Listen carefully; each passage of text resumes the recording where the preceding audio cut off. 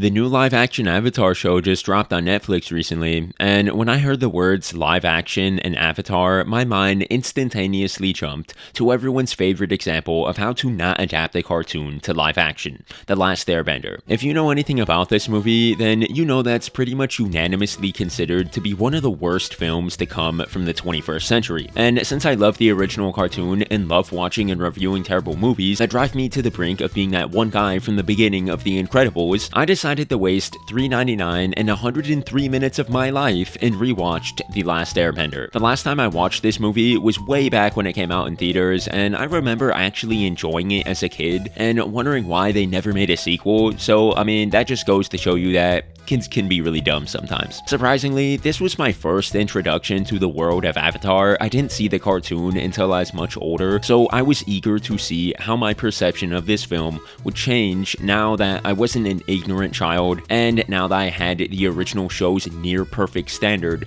to compare this movie to. My perception definitely changed a lot, so allow me to explain why. The Last Airbender opens with the same bending intro that the show had, but here it just feels really out of place.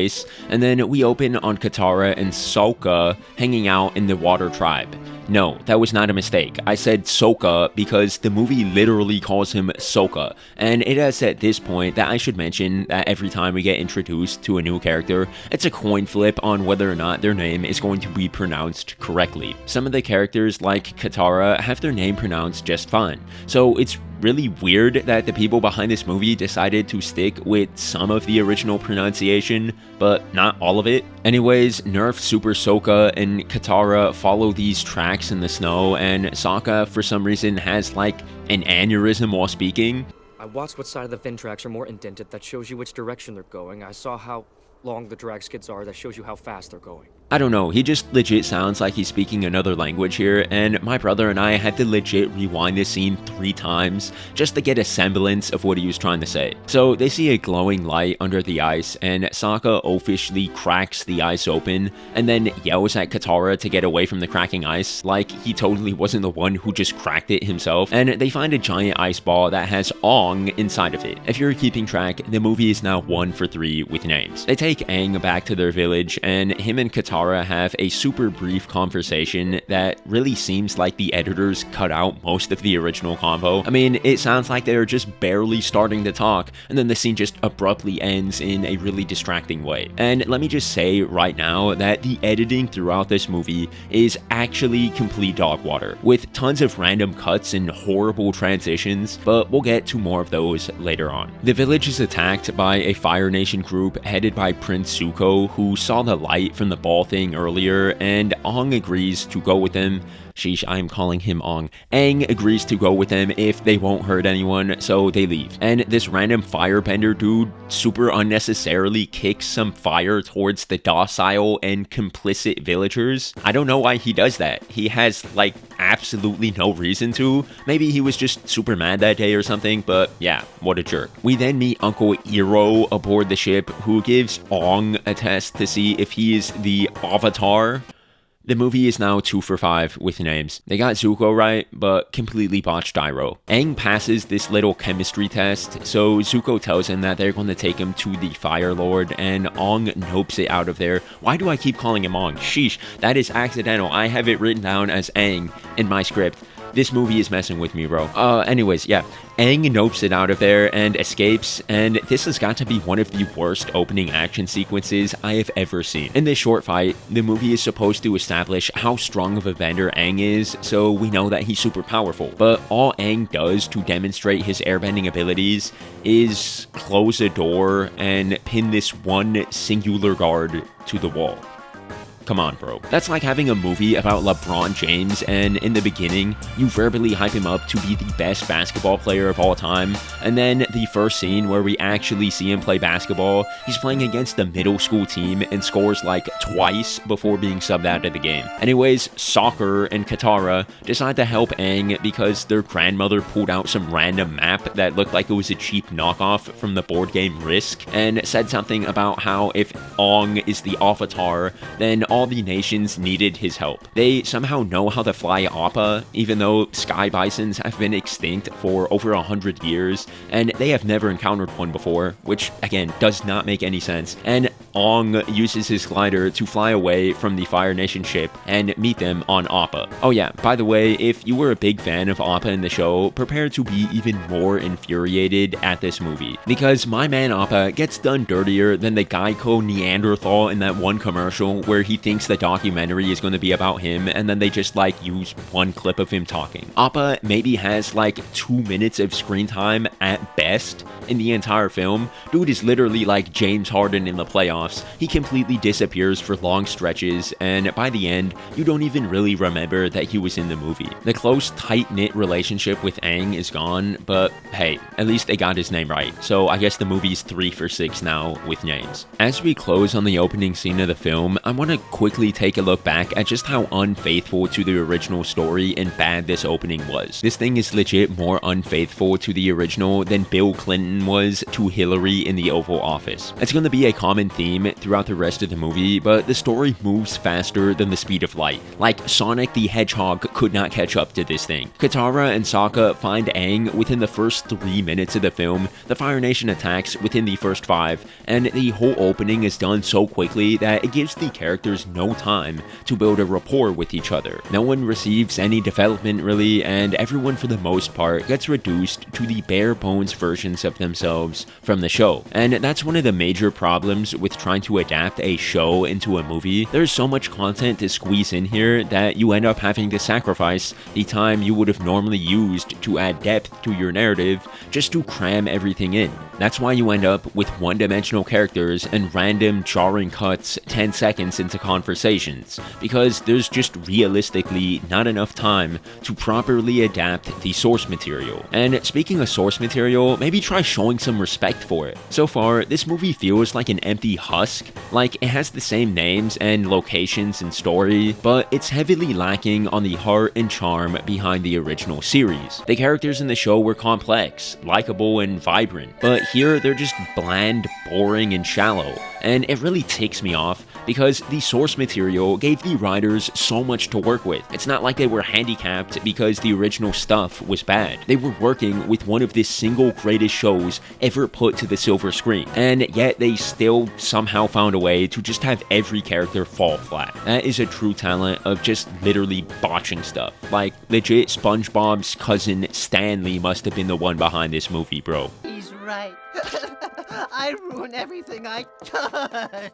The gang heads over to Aang's old home, the Southern Air Temple, and Katara somehow doesn't think to tell Aang that his people were completely massacred by the Fire Nation until he's standing on the bones of all of his friends. Aang gets really mad and yells no, but for some reason, the editors decided to start his scream during a shot where he's clearly not screaming.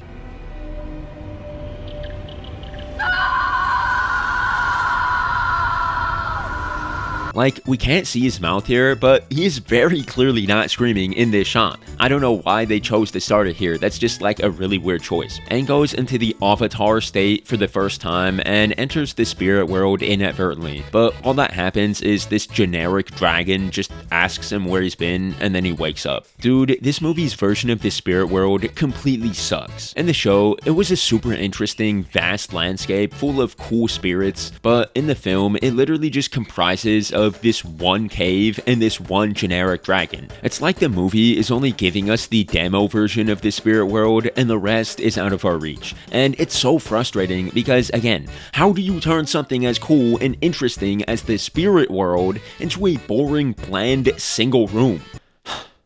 I sincerely hope everyone behind this movie was fired, bro. Back in the movie, General Zhao finds Zuko and invites him and Iroh to lunch. But during the lunch, just proceeds to tell all of these random Fire Nation soldiers very well-known information about Zuko's banishment that they all already know. Like, literally before he says what he says about Zuko's banishment, he starts it off with, "As you all already know." Like, bro, if they already know, then why are you telling them this? Movie, I get what you're trying to do here. Explain to the audience Zuko's Zuko's backstory by having a character explain it to another character in the movie, but that strategy doesn't really work if the people who the exposition is being explained to already know about said exposition. That's literally like the movie cliche where there's a kid whose mom died, and then his brother out of nowhere in the middle of one of their conversations towards the beginning of the movie just randomly says, "Ever since mom died, you've been acting different," or "Look, mom's death was hard on all of us, okay? It's not just you." Like, it's just so unnecessary for Zhao to do this, and it's just so obvious that what they're trying to do here is just explain Zuko's backstory and give exposition to it. They just do a terrible job at it. Miraculously though, this is somehow not even the worst instance of the film giving exposition to Prince Zuko's backstory. We'll get to that later. After being humiliated by Zhao, Zuko looks at a picture of what is supposed to be his family, but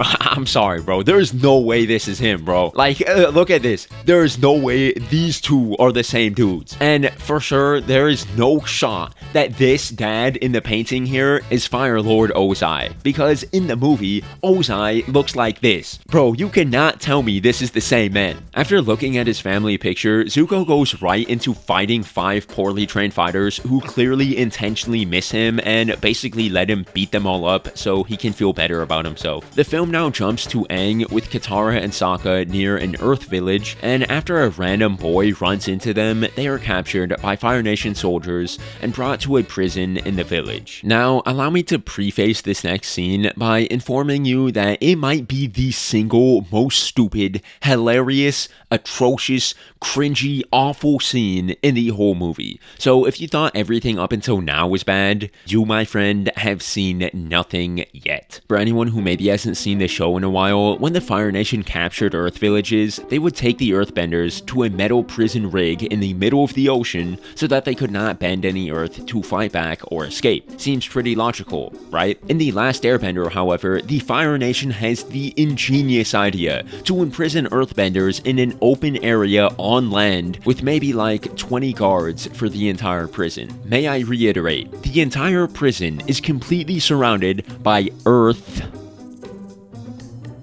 and the prisoners pretty much outnumber the guards. Excuse me, what in the actual heck? What kind of prison is this, bro? Do you ever just run a prison where you let the prisoners roam freely and have access to military-grade firearms that are vastly more powerful than yours? How does that even work? How has there not been a revolt yet? These dudes are all benders, and they outnumber the guards, and they are completely surrounded by the element they can bend, Earth. How have they not escaped yet? Like, it literally makes no sense. This prison is somehow more incompetent than this movie, and that's really saying something. Aang reminds the Earthbenders that they are literally standing on freaking Earth.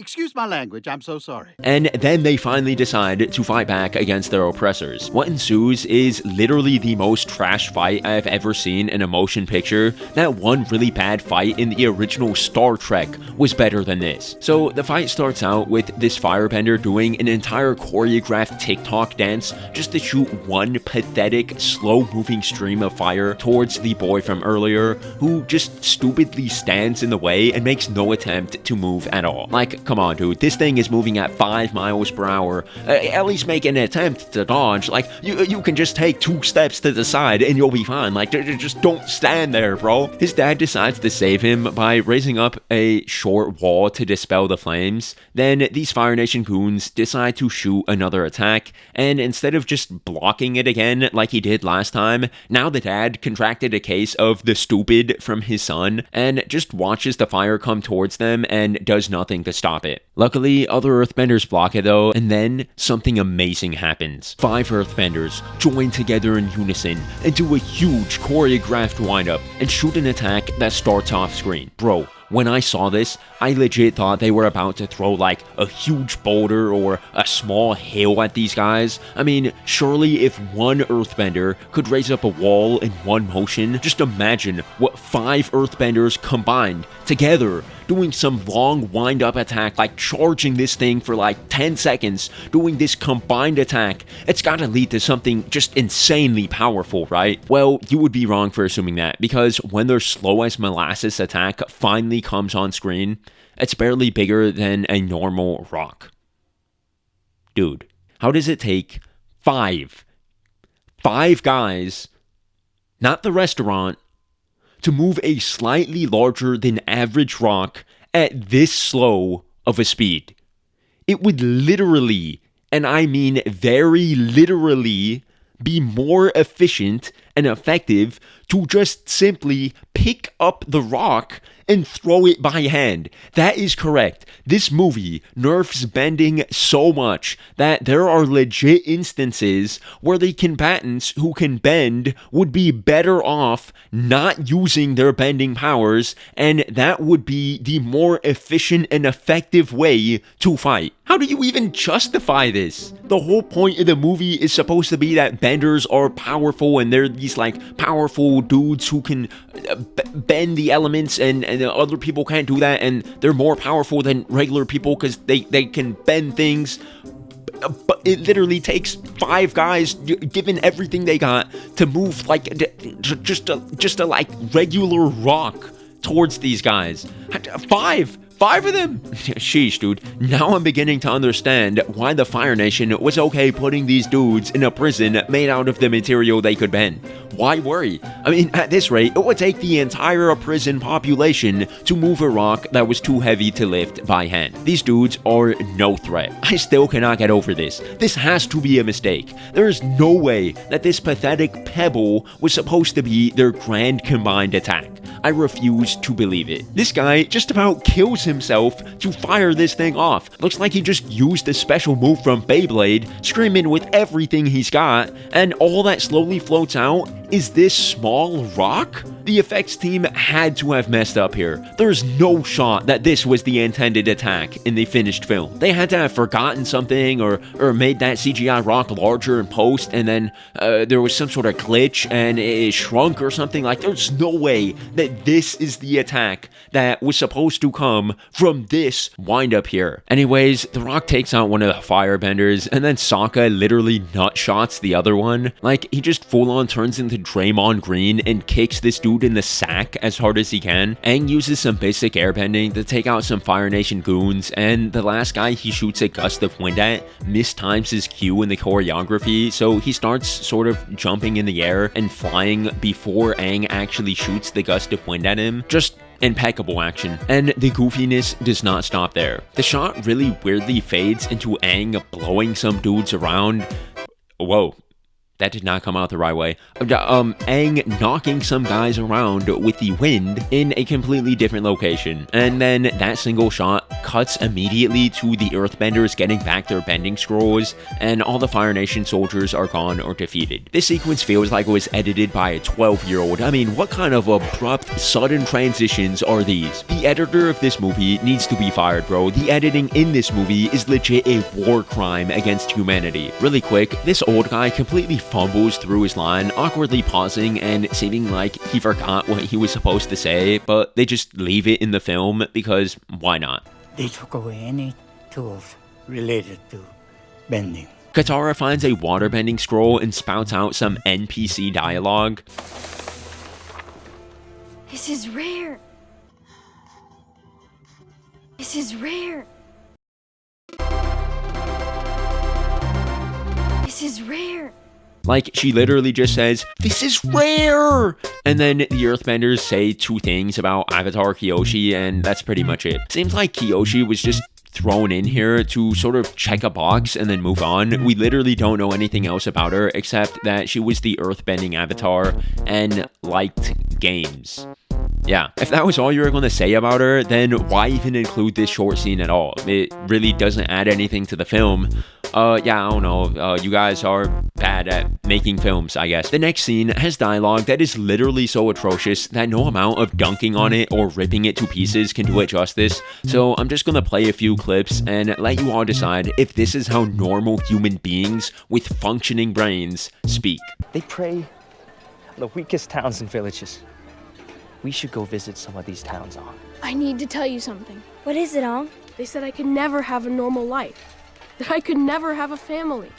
They said it cannot work with the responsibilities of the Avatar. Okay, So what if we found you teachers to teach you bending? Which element would you have? Bro, I don't know if it's just me, but for some reason the actor for Sokka sometimes looks like he's gone completely deranged and is ready to kill someone. Something about his eyes is just super creepy. So the gang decides to find Ong, a teacher at the Northern Water Tribe, and along the way they free some villages or whatnot. We get another instance of Aang doing 47 different moves just to eventually shoot one gust of wind towards this guy. And here I would like to take a quick moment to point out how inaccurate the movie's version of bending is to the show's version. In the show, each movement corresponded to what type of bending you were doing. Like, for example, you would extend a fist out to shoot a blast of fire. But in this movie, for some reason, there are instances where a bender will spend like 10 minutes flailing their limbs in exaggerated motions, and then only at the very end of their long, drawn-out move will anything happen. It's so idiotic.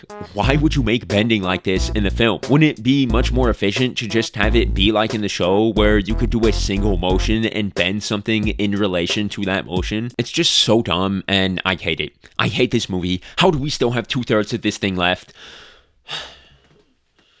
Why did I decide to pay money to watch this thing? To pay homage to the way this movie has completely lame and abrupt transitions, I will not cleverly transition this next segment and instead just officially jump right into talking about it. Zhao is summoned by Fire Lord Ozai and he gives an explanation dump, which is a common occurrence in this movie, and then he says he will set out traps for the Avatar using the Earth Kingdom people. In the next scene, Zuko and Iroh are talking in a Fire Nation colony in the Northern Earth Kingdom, and Iroh tries to convince Zuko that he could settle down here, find a pretty girl, and live a happy life without having to worry about catching the Avatar. Zuko then gives off major pedo vibes and randomly calls over a little boy to them and starts acting really weird.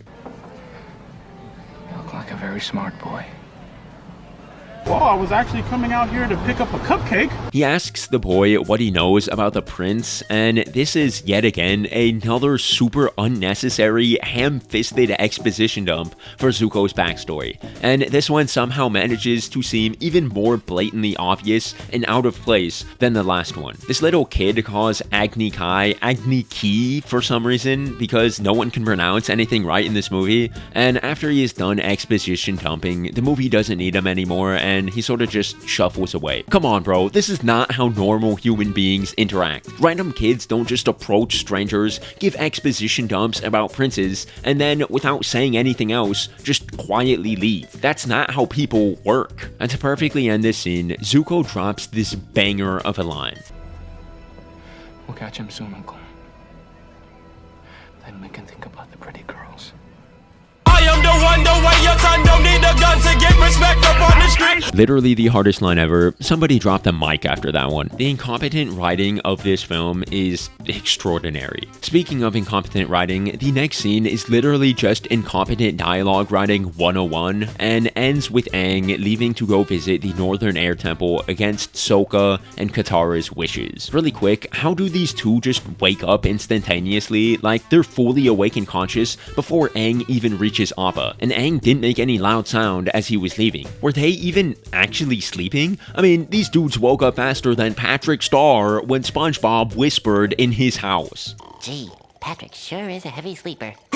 Who said that? Who's there? Anyways, Aang goes to the temple where there's this random dude who's just there for some reason, and he takes Aang to this statue room with all the previous avatars, and it turns out to be a trap. Fire Nation soldiers all spring out from behind the statues and capture Aang. Just have to point this out, how did the Fire Nation know Aang was going to come here and exactly when he was going to? Like, I know it's an air temple, and that means that there's a slightly higher chance that Aang would show up here, but how did they know? It's not like all of these Fire Nation dudes just teleported here. These goons had to have been waiting in this room for many days, just in a vain hope that Aang might possibly show up here. This seems like a lot of men to dispatch to an area that most likely won't even have your desired target there. But you know what, putting logic aside, Aang is captured by Zhao, and Zhao decides to hold a big assembly and give a speech to all of his soldiers, but meanwhile leaves 3 whole guards to guard his most valuable prisoner. Sheesh, I cannot believe how idiotic everyone in this movie is. A mysterious stranger known as the Blue Spirit shows up and frees Aang, and then they have to fight off all of these Fire Nation dudes to escape. By this movie's standards, this is easily the best fight in the entire film, and it's not even a really good fight, mind you.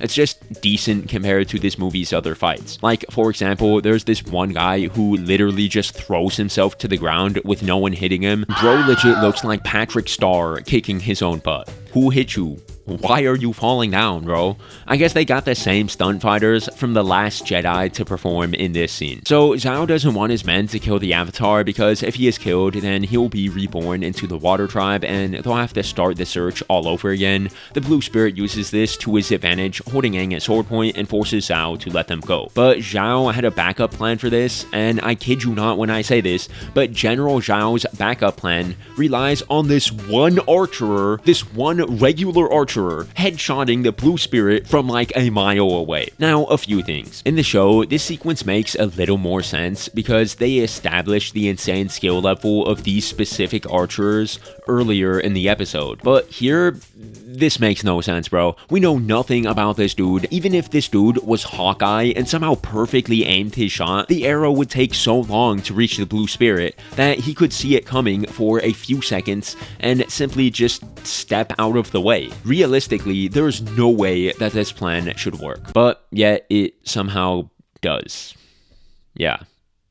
Have I mentioned I hate this movie? The Blue Spirit's mask chips, and we see that's actually Zuko who helped Aang escape from Zhao so that he could capture him and bring him back to his father. And Aang decides to save Zuko and takes him with him. Aang escapes by causing the wind to move fog in front of him and Zuko, and for some reason, Zhao's men just stop and act like they've never seen fog before. I don't know about you all, but if I was actively chasing someone and then some fog came in and blocked my vision, I would be running even harder to get there before my target has time to get away in the fog, not just idiotically standing around for no reason like a mindless brute who has no idea what fog is. Anyways, Zhao reports to the Fire Lord that Aang escaped and he believes that Zuko was the Blue Spirit who helped him. In what may be the single greatest piece of evidence for extensive cuts being made to this movie's runtime, this scene cuts away pretty much in the middle of the conversation. Like, dude, it doesn't take a professional editor to know that that is an extremely awkward and jarring cut right there. It just disrupts the flow of the movie and calls attention to itself. This movie is an hour and 43 minutes long, so it's not like they couldn't have added an extra 20 or 30 minutes to it. Honestly, throughout this movie, I think a lot of the rushed character work, whack editing, and breakneck pacing is due to the executives forcing the filmmakers to cut down on the runtime so that kids wouldn't lose interest because kids were the target demographic. The reason I think this is because there are quite a few scenes that just end really abruptly, and it feels like there was supposed to be much more to those scenes, and it just ended up getting scrapped because the filmmakers had to meet a runtime mandate. So Zuko comes back to his uncle and rests on his ship, and the movie interjects this really weirdly placed voiceover of Zhao and Ozai talking, and Zhao promises to not hurt Ozai's son, Zuko, despite his suspicions, and then we see that Zhao caused a gas leak in Zuko's room and tried to blow him up, but like, this is not how you edit, bro. The scene where those two were talking literally happened like 2 minutes ago. You don't wait that long and then interject voiceover from that scene to this scene. If the movie wanted to have Zhao say this right before he tries to kill Zuko, then have these scenes play simultaneously, cutting between each scene like conventional editing. You don't have one scene play out entirely, have an establishing shot for another scene, let that scene get completely established, and then go back and include voiceover from the previous scene. Who edited this movie? I demand to know. I need an answer. Conrad Buff? Dude, I bet this guy... What? Ain't no way. Okay, so apparently the head editor of this movie worked as an editor for films like Titanic and Terminator 2, and even won the Best Film Editing Oscar for his work on Titanic? How did Mr. Buff here go from that to this? I mean, taking a further look at his resume, this dude also worked on monster trucks. So, like, I guess maybe he just needed a quick paycheck or something, because it's practically impossible for someone with this resume to edit a film this poorly. I'm so surprised. I genuinely thought I was going to search up the editor for this movie and it would be like some no-name loser who never worked as an editor again after this film, not some Oscar award-winning editor. Wow. I underestimated you, Conrad. Yeah. Comment the monster is in the truck if you want me to make a monster trucks review. The monster is in the truck! I got way off topic there, so back to the movie. Everyone thinks Zuko is dead, and this movie has more weirdly placed voiceover from Zhao, and then cuts back to Zhao talking with Ozai again, but we can clearly tell that it's audio dubbed because they intentionally choose a shot where we can't see his mouth, and his head is not lining up with his speech patterns, which makes me think that they just completely changed what Zhao was saying in the scene in post, but had to find a workaround with the limited footage they had, and not being able to do reshoots, so they just used out-of-place voiceover and poor audio dubbing to get the job done. Maybe this film and its production was so trash that not even a great editor like Conrad could save it, or maybe he just put forth a monster trucks level of effort. So Aang and the gang arrive at the Northern Water Tribe and find Aang a master, and it's 1,000 times less compelling and interesting as it was in the show. We get one short speech of how you have to let go of your emotions to master waterbending, and one poorly CGI'd sparring scene where Aang does 40 moves to bend some water, and that's pretty much it. Talk about underwhelming. The movie also shows us that the Fire Nation is coming, and we see that Iroh has been invited by Zhao to help lead the assault. Zhao calls him up to the bridge to thank him for joining him, and then literally the only other things he says to Iroh are bringing up the fact that he failed to conquer Pa Sing Se, how his son died in that siege, and then brings up how Zuko also died in the recent explosion. After that, he just dismisses him? Like, bro, what was the point? Apparently Zhao just gets off to inviting people to things solely to passively aggressively insult them. Dude is literally a high school mean girl at this point. I mean, are we supposed to take this guy as a threat? He hasn't done a single threatening thing the entire movie. The worst thing he has done is try to kill Zuko in a cheap, secretive way and be mean to people. Like, wow, what a scary guy, I guess. One thing that this movie does do slightly better than the show... Wait, before you crucify me, hear me out here.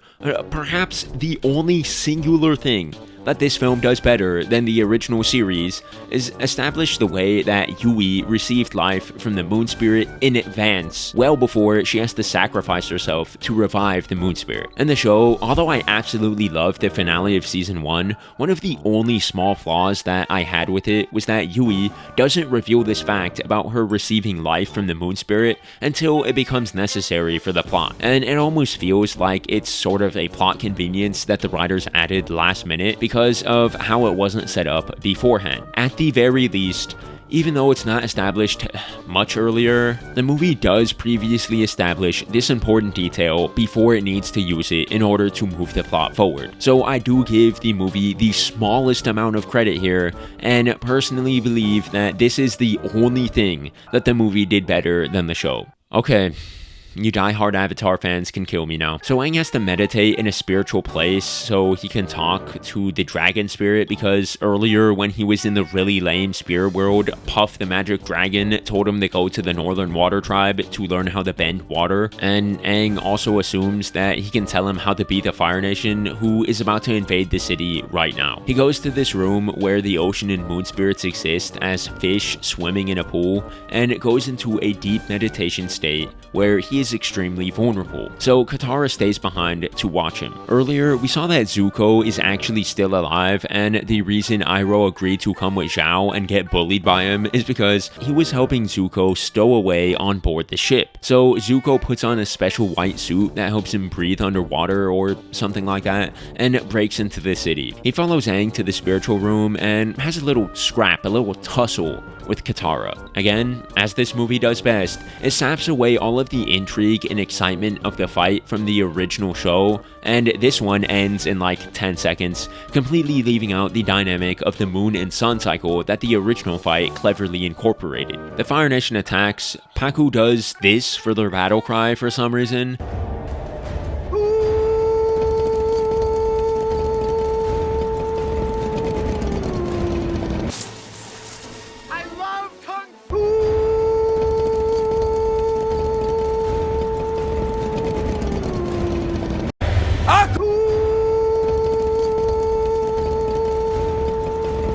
And Iroh warns Zhao that the waterbenders will get more powerful as the moon rises at the end of the day. But Zhao still presses on with the attack because he knows where the moon spirit is and plans to kill it. Aang talks to Imagine Dragons, and this reptilian rapscallion gives the most generic advice for how to beat the Fire Nation. He legit just tells Aang to let go of his grief and use the ocean to show the Fire Nation the true power of water.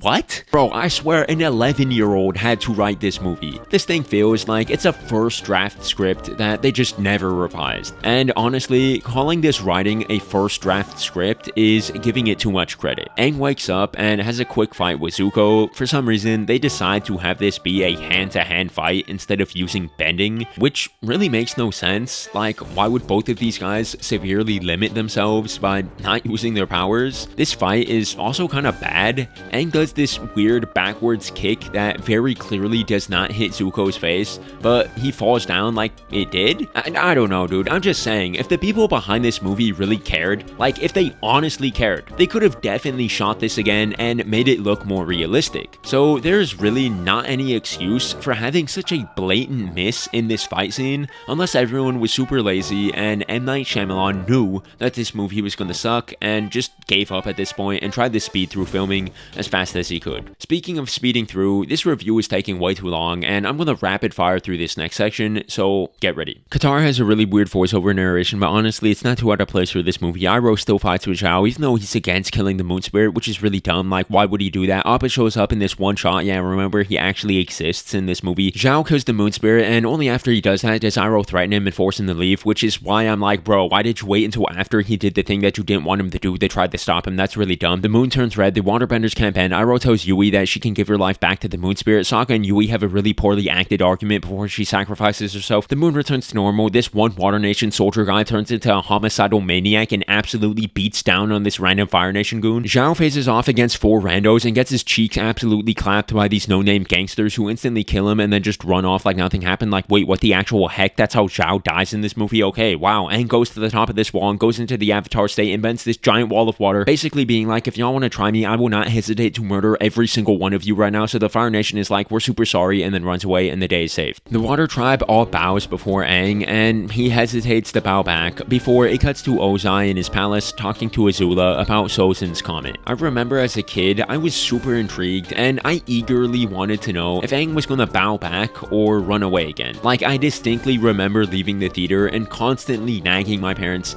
asking them why he didn't bow right away and when the next movie was going to come out. But looking back on it now, screw this movie. I have no idea why I cared so much about this stupid cliffhanger as a kid. I am so glad they did not make a sequel to this. And yeah, that's The Last Airbender. What an awful movie, made worse by the fact that it utterly soils the amazing source material it had to work with. Soiled it! Soiled it! Soiled it! It just goes to show that in most cases, it is not wise to try to adapt animation to live action. There's just a certain charm and unique style of cinema that animation has that can be practically impossible to replicate in live action. This movie's writing sucked, the acting sucked, fight scene sucked, the editing was atrociously terrible. It just was a really, really bad movie all the way around. And although I heard that the new Netflix live action show is much better than the movie, that's not really a high bar to set. I mean, almost any movie could claim to be better than this slop. What an utter waste of $3.99 in 103 minutes. I want my money and time back. At least that wasn't the studio that dropped 150 million smackers on this dumpster fire though. So yeah, I hope you enjoyed my review, and if you liked it and want to see more videos like it, then hit that subscribe button and turn on the bell to join the Ghost Toast gang. I'll catch you all on the next one. Have a great day.